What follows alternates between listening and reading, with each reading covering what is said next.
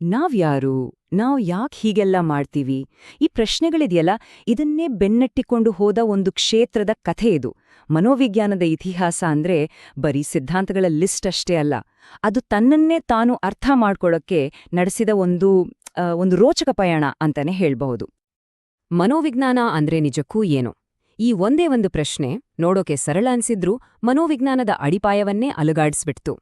ಇದಕ್ಕೆ ಒಂದು ಸರಿಯಾದ, ಖಚಿತವಾದ ಉತ್ತರ ಹುಡುಕೋಕೆ ಎಷ್ಟೋ ದಶಕಗಳ ಕಾಲ ತತ್ವಜ್ಞಾನಿಗಳು, ವಿಜ್ಞಾನಿಗಳು ಅಕ್ಷರಶಃ ಹೋರಾಟವನ್ನೇ ನಡೆಸಿದ್ರು.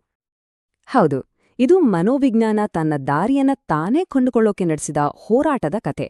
ಒಂದು ವ್ಯಾಖ್ಯಾನ ಹೇಗೆ ಹುಟ್ಟುತ್ತೆ, ಅದು ಯಾವೆಲ್ಲ ಸವಾಲುಗಳನ್ನ ಎದುರಿಸುತ್ತೆ, ಮತ್ತೆ ಕೊನೆಗೆ ಇವತ್ತು ನಾವು ನೋಡೋ ಈ ವೈಜ್ಞಾನಿಕ ರೂಪವನ್ನ ಹೇಗೆ ಪಡ್ಕೊಳ್ಳುತ್ತೆ ಅನ್ನೋದನ್ನ ನೋಡೋಣ ಬನ್ನಿ. ಸರಿ, ಈ ಕಥೆ ಶುರುವಾಗೋದು ಎಲ್ಲಿಂದ ಅಂದ್ರೆ ಪ್ರಾಚೀನ ಗ್ರೀಸ್ನಿಂದ, ಅಲ್ಲಿನ ದೊಡ್ಡ ದೊಡ್ಡ ಚಿಂತಕರ ನಡುವೆ.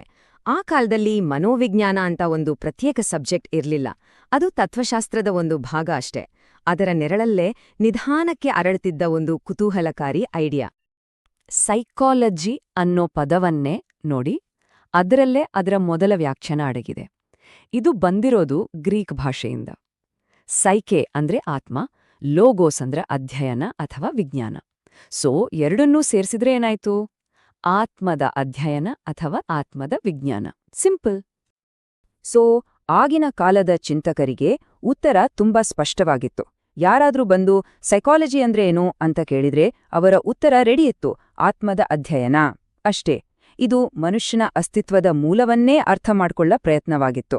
ನೋಡಕ್ಕೆ ಸರಳ, ಆದ್ರೆ ತುಂಬಾ ಆಳವಾದ ಮಾತು. ಆದ್ರೆ ಇಲ್ಲೇ ಒಂದು ದೊಡ್ಡ ಸಮಸ್ಯೆ ಶುರುವಾಗಿದ್ದು. ತತ್ವಶಾಸ್ತ್ರಕ್ಕೂ ವಿಜ್ಞಾನಕ್ಕೂ ನಡುವೆ ದೊಡ್ಡ ಸಂಘರ್ಷ ಶುರುವಾಗಿದ್ದೇ ಇಲ್ಲಿ. ಯಾಕೆಂದ್ರೆ ಆತ್ಮ ಅನ್ನೋದು ಒಂದು ಅಮೂರ್ತ ಕಲ್ಪನೆ ಅಲ್ವಾ? ಅದನ್ನ ನೋಡೋಕಾಗಲ್ಲ, ಮುಟ್ಟೋಕಾಗಲ್ಲ. ಹಾಗಿದ್ರೆ ಅದನ್ನ ಒಂದು ಲ್ಯಾಬ್ನಲ್ಲಿಟ್ಟು ಉಪಕರಣಗಳಿಂದ ಅಳಿಯೋದು, ಪರೀಕ್ಷೆ ಮಾಡೋದು ಅದು ಹೇಗೆ ಸಾಧ್ಯ? ಡೆಮಾಕ್ರಿಟಸ್ ಅವರಂಥ ದೊಡ್ಡ ತತ್ವಜ್ಞಾನಿಗಳು ಕೂಡ ಆತ್ಮ ಹೇಗಿರತ್ತೆ, ಅದರ ಗುಣಗಳೇನು ಅಂತ ನಿಖರವಾಗಿ ಹೇಳಕ್ಕಾಡ್ಲಿಲ್ಲ. ಅದನ್ನ ಗಮನಿಸೋಕೆ ಅಥವಾ ಅಳತೆ ಮಾಡೋಕೆ ಯಾವ ದಾರಿನೂ ಇರಲಿಲ್ಲ. ಸೊ ಯಾವೇ ವೈಜ್ಞಾನಿಕ ಪುರಾವೆ ಇಲ್ಲದ ಕಾರಣ ಆತ್ಮದ ಅಧ್ಯಯನ ಅನ್ನೋ ಈ ವ್ಯಾಖ್ಯಾನವನ್ನ ಸಾರಾಸಗಟಾಗಿ ತಿರಸ್ಕರಿಸಲಾಯಿತು. ಇದು ಸರಿಯೋಗಲ್ಲ, ಇದು ಅವೈಜ್ಞಾನಿಕ ಅಂತ ಪಕ್ಕಕ್ಕಿಟ್ರು. ನೋಡಿ, ಆತ್ಮದ ಅಧ್ಯಯನ ಫೇಲ್ ಆಯ್ತು ಅಂತ ಮನೋವಿಜ್ಞಾನ ಕಳೆದು ಹೋಗಲಿಲ್ಲ. ಬದಲಿಗೆ ಅದೊಂದು ಹೊಸ ದಿಕ್ಕನ್ನೇ ಹುಡುಕ್ಕೊಳ್ತು. ಇದು ಆ ಕ್ಷೇತ್ರದ ಇತಿಹಾಸದಲ್ಲೇ ಒಂದು ದೊಡ್ಡ ಕ್ರಾಂತಿಕಾರಿ ತಿರುವು ಅಂತ ಹೇಳ್ಬಹುದು. ಸರಿ, ಆತ್ಮ ಬೇಡ ಅಂದ್ರೆ ಮುಂದಿನ ಆಯ್ಕೆ ಏನು? ಮನಸ್ಸಿನ ಅಧ್ಯಯನ. ಆದ್ರೆ ಇಲ್ಲೂ ಅದೇ ಸಮಸ್ಯೆ. ಮನಸ್ಸು ಅನ್ನೋದು ತುಂಬಾ ಖಾಸಗಿ ಅಲ್ವಾ? ಇವತ್ತಿರೋ ಹಾಗೆ ನಾಳೆ ಇರಲ್ಲ. ತುಂಬಾ ಚಂಚಲ, ಅಸ್ಥಿರ. ಒಬ್ರ ಮನಸ್ಸಿನೊಳಗೆ ಏನಿದೆ ಅಂತ ಇನ್ನೊಬ್ರು ಇಣುಕಿ ನೋಡಕ್ಕಾಗಲ್ಲ. ಸೊ ಇದನ್ನು ಕೂಡ ವಸ್ತುನಿಷ್ಠವಾಗಿ, ಅಂದ್ರೆ ಎಲ್ರಿಗೂ ಒಂದೇ ರೀತಿ ಅನ್ವಯ ಆಗೋ ಹಾಗೆ ಅಧ್ಯಯನ ಮಾಡೋದು ಅಸಾಧ್ಯ ಅಂತ ತೀರ್ಮಾನಿಸಲಾಯಿತು. ಈ ಪರಿಸ್ಥಿತಿಯನ್ನ ರಾಬರ್ಟ್ ವುಡ್ವರ್ತ್ ಅನ್ನೋರು ಒಂದೇ ಒಂದು ವಾಕ್ಯದಲ್ಲಿ ಅದ್ಭುತವಾಗಿ ಹೇಳಿದ್ದಾರೆ. ಅವರು ಹೇಳಿದ್ದು ಹೀಗೆ: ಮನೋವಿಜ್ಞಾನ ಮೊದಲು ತನ್ನ ಆತ್ಮವನ್ನ ಕಳ್ಕೊಳ್ತು, ಆಮೇಲೆ ತನ್ನ ಮನಸ್ಸನ್ನು ಕಳ್ಕೊಳ್ತು, ಆದ್ರೆ ಅದಕ್ಕಿನ್ನೂ ಒಂದು ತರಹದ ವರ್ತನೆ ಉಳಿದುಕೊಂಡಿದೆ. ಹಾಗಾದ್ರೆ ಆತ್ಮ ಹೋಯ್ತು, ಮನಸ್ಸು ಹೋಯ್ತು, ಇನ್ನು ಉಳಿದಿದ್ದೇನು? ಆ ಪ್ರಶ್ನೆಗೆ ಉತ್ತರವೇ ವರ್ತನೆ. ಅಮೆರಿಕಾದ ಮನೋವಿಜ್ಞಾನಿ ಜೆ.ಬಿ. ವ್ಯಾಟ್ಸನ್ ಒಂದು ಕ್ರಾಂತಿಕಾರಿ ಐಡಿಯಾ ಮುಂದಿಟ್ರು. ಅವ್ರು ಹೇಳಿದು ಸಿಂಪಲ್: ನಮ್ಮ ಕಣ್ಣಿಗೆ ಕಾಣಿಸ್ತೇ ಇರೋ ಆತ್ಮ, ಮನಸ್ಸು ಇದೆಲ್ಲದರ ಬಗ್ಗೆ ತಲೆ ಕೆಡಿಸ್ಕೊಳ್ಳೋದು ಬೇಡ.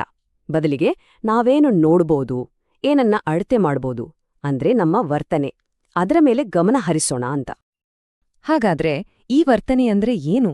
ಇದರ ವ್ಯಾಖ್ಯಾನ ತುಂಬಾ ಮುಖ್ಯ. ವರ್ತನೆ ಅಂದ್ರೆ ಮನುಷ್ಯರಲ್ಲಾಗ್ಲಿ ಪ್ರಾಣಿಗಳಲ್ಲಾಗ್ಲಿ ನಾವು ನೇರವಾಗಿ ನೋಡಬಹುದಾದ ಮತ್ತು ಅಳತೆ ಮಾಡಬಹುದಾದ ಯಾವುದೇ ಒಂದು ಕ್ರಿಯೆ. ನಗುವುದು, ಅಳುವುದು, ಓಡುವುದು ಇವೆಲ್ಲವನ್ನೂ ನೋಡಬಹುದು, ರೆಕಾರ್ಡ್ ಮಾಡಬಹುದು, ವಿಶ್ಲೇಷಣೆ ಮಾಡಬಹುದು. ಅಬ್ಬಾ, ಕೊನೆಗೂ ಮನೋವಿಜ್ಞಾನಕ್ಕೆ ಒಂದು ಗಟ್ಟಿಯಾದ ವೈಜ್ಞಾನಿಕ ಅಡಿಪಾಯ ಸಿಕ್ಕಾಗಾಯಿತು. ಸರಿ, ಈಗ ಅಧ್ಯಯನ ಮಾಡೋಕೆ ವರ್ತನೆ ಅನ್ನೋ ಒಂದು ವಿಷಯ ಸಿಕ್ತು. ಆದ್ರೆ ಅದನ್ನ ಸುಮ್ನೆ ನೋಡಿದ್ರೆ ಸಾಕಾ? ಇಲ್ಲ, ಅದನ್ನ ವೈಜ್ಞಾನಿಕವಾಗಿ ಅಧ್ಯಯನ ಮಾಡೋಕೆ ಹೊಸ ವಿಧಾನಗಳು, ಹೊಸ ಉಪಕರಣಗಳು ಬೇಕಿತ್ತು. ಹಾಗಿದ್ರೆ ಮನೋವಿಜ್ಞಾನ ತನ್ನದೇ ಆದ ಒಂದು ಸೈಂಟಿಫಿಕ್ ಟೂಲ್ ಕಿಟ್ ಅನ್ನ ಹೇಗೆ ರೆಡಿ ಮಾಡ್ಕೊಳ್ತು? ನೋಡೋಣ ಬನ್ನಿ. ಈ ಟೈಮ್ಲೈನ್ ನೋಡಿ. 1879ರಲ್ಲಿ ಜರ್ಮನಿಯ ಲೈಬ್ಜಿಗ್ನಲ್ಲಿ ವಿಲ್ಹೆಲ್ಮ್ ವೂಂಟ್ ಮೊದಲ ಸೈಕಾಲಜಿ ಲ್ಯಾಬ್ ತೆರೆದ್ರು. ಆಮೇಲೆ 1900ರ ದಶಕದ ಆರಂಭದಲ್ಲಿ ಜೆ.ಬಿ. ವ್ಯಾಟ್ಸನ್ ಅವರಂತವರಿಂದ ವರ್ತನವಾದ ಅಂದ್ರೆ ಬಿಹೇವಿಯರಿಸಂ ಮುನ್ನೆಲೆಗೆ ಬಂತು. ಇವತ್ತು ಮನೋವಿಜ್ಞಾನ ಅಂದ್ರೆ ವರ್ತನೆಯ ವೈಜ್ಞಾನಿಕ ಅಧ್ಯಯನ ಅಂತಾನೆ ಸ್ಥಾಪಿತವಾಗಿದೆ. ಆ 1879ರ ಘಟನೆ ಇದೆಯಲ್ಲ, ಅದು ಮನೋವಿಜ್ಞಾನ ತತ್ವಶಾಸ್ತ್ರದ ಮನೆಯಿಂದ ಹೊರಬಂದು ಅಧಿಕೃತವಾಗಿ ವಿಜ್ಞಾನದ ಜಗತ್ತಿಗೆ ಕಾಲಿಟ್ಟ ಒಂದು ಐತಿಹಾಸಿಕ ಕ್ಷಣ. ಹಾಗಾದ್ರೆ ಈ ವರ್ತನೆಯನ್ನ ಅಧ್ಯಯನ ಮಾಡೋಕೆ ಯಾವೆಲ್ಲ ವಿಧಾನಗಳಿವೆ? ನೋಡಿ, ಮುಖ್ಯವಾಗಿ 3. ಮೊದಲನೆಯದು ಅಂತರಾವಲೋಕನ. ಅಂದ್ರೆ ನಮ್ಮ ಆಲೋಚನೆಗಳನ್ನ ನಾವೇ ಒಳಹೊಕ್ಕು ನೋಡೋದು. ಇದ್ರಿಂದ ಒಳನೋಟ ಸಿಗಬಹುದು, ಆದ್ರೆ ಇದು ಪೂರ್ತಿ ವೈಯಕ್ತಿಕ ಅಲ್ವಾ? ಇನ್ನು ಎರಡನೆಯದು ವೀಕ್ಷಣೆ. ಜನ ಅವ್ರ ಪಾಡಿಗವರಿದ್ದಾಗ ಅವ್ರ ವರ್ತನೆಯನ್ನ ಗಮನಿಸೋದು. ಆದ್ರೆ ಅವ್ರು ಯಾಕ ಹಾಗೆ ಮಾಡಿದ್ರು ಅಂತ ಇದ್ರಿಂದ ಗೊತ್ತಾಗಲ್ಲ. ಕೊನೆಯದಾಗಿ ಪ್ರಯೋಗ. ಲ್ಯಾಬ್ನಲ್ಲಿ ನಿಯಂತ್ರಿತವಾಗಿ ಪರೀಕ್ಷೆ ಮಾಡೋದು. ಇದು ತುಂಬಾ ವೈಜ್ಞಾನಿಕ, ಆದ್ರೆ ಲ್ಯಾಬ್ನ ವಾತಾವರಣವೇ ಕೃತಕ ಆಗಿರೋದ್ರಿಂದ ಜನರ ವರ್ತನೆ ಬದಲಾಗೋ ಸಾಧ್ಯತೆ ಇರುತ್ತೆ. ಇವತ್ತಿನ ದಿನದಲ್ಲಿ ಮನೋವಿಜ್ಞಾನ ಕೇವಲ ಲ್ಯಾಬ್ನಲ್ಲಿರೋ ಸಿದ್ಧಾಂತ ಅಲ್ಲ, ಅದು ನಮ್ಮ ದೈನಂದಿನ ಜೀವನದ ಪ್ರತಿಯೊಂದು ಭಾಗದಲ್ಲೂ ಇದೆ. ಅದನ್ನ ಚೆನ್ನಾಗಿ ಅರ್ಥ ಮಾಡ್ಕೊಳ್ಳೋಕೆ ಅದನ್ನ 2 ಮುಖ್ಯ ಭಾಗಗಳಾಗಿ ವಿಂಗಡಿಸಬಹುದು.